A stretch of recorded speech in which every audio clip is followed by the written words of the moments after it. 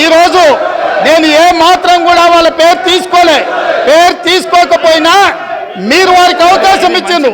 మీరు అవకాశం ఇచ్చినందుకు నేను అభ్యంతరం చెప్పలేదు. ఇంకేమైనా చర్చ ఉంటే ఇప్పుడు కొత్త గవర్నర్ గారు వస్తుండ్రు, ఎయిర్పోర్ట్కి వెళ్తున్న గవర్నర్ గారిని రిసీవ్ చేసుకోవడానికి మళ్ళీ వెనక్కి వచ్చి అన్ని వివరాలు నేను అన్నిటికీ సమాధానం చెప్తా. మా డిప్యూటీ చీఫ్ మినిస్టర్ గారు అప్పటి వరకు సభ నడుపుతారు. కొత్త గవర్నర్ గారిని రిసీవ్ చేసుకొని రాజ్భవన్ విడిచిపెట్టి మళ్ళీ సభలోకి వస్తా అధ్యక్ష. అందరికీ కలిపి సమాధానం చెప్తా అధ్యక్ష. ధన్యవాదాలు అధ్యక్ష.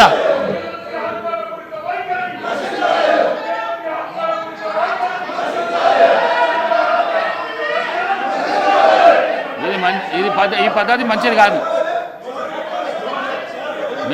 మీరు అవలంబిస్తున్న పద్ధతి ఏదైతున్నదో మంచిది కాదు. ఇది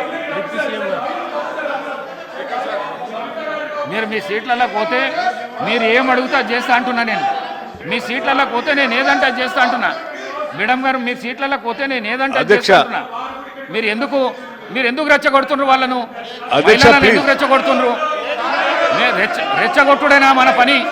కేటీఆర్ గారు రెచ్చగొట్టుడైనా మన పని.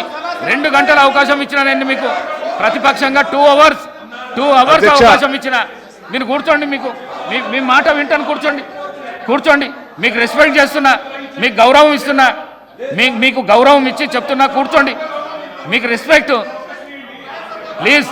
ప్లీజ్ మీరు వెళ్ళి కూర్చోండి. మాట్లాడిస్తా. వెళ్ళి కూర్చోండి. జగదీశ్వర్ రెడ్డి గారు ఇది మంచి పద్ధతి కాదు.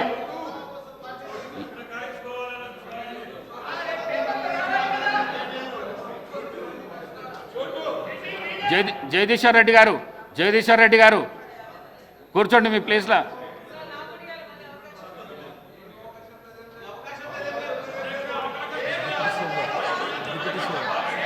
డిప్యూటీ సీఎం గారు డిప్యూటీ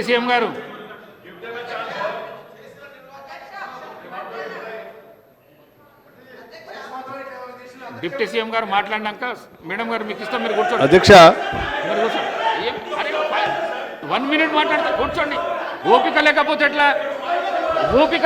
ఎట్లా అధ్యక్ష? 2 గంటలు మీరు 2 గంటలు సభని 2 అవర్స్ మీరు ఏం చెప్తే అది వినుకుంటా ఈ రకంగా నిన్నట్టు చూస్తాను అధ్యక్ష. కావాలని లేకున్నా కూర్చున్నారు. బుల్డోజ్ చేసి మీ ఇష్టం వచ్చినట్టు డిక్టేట్ చేస్తా అంటే అది కరెక్ట్ కాదు అధ్యక్ష. I'm appealing them.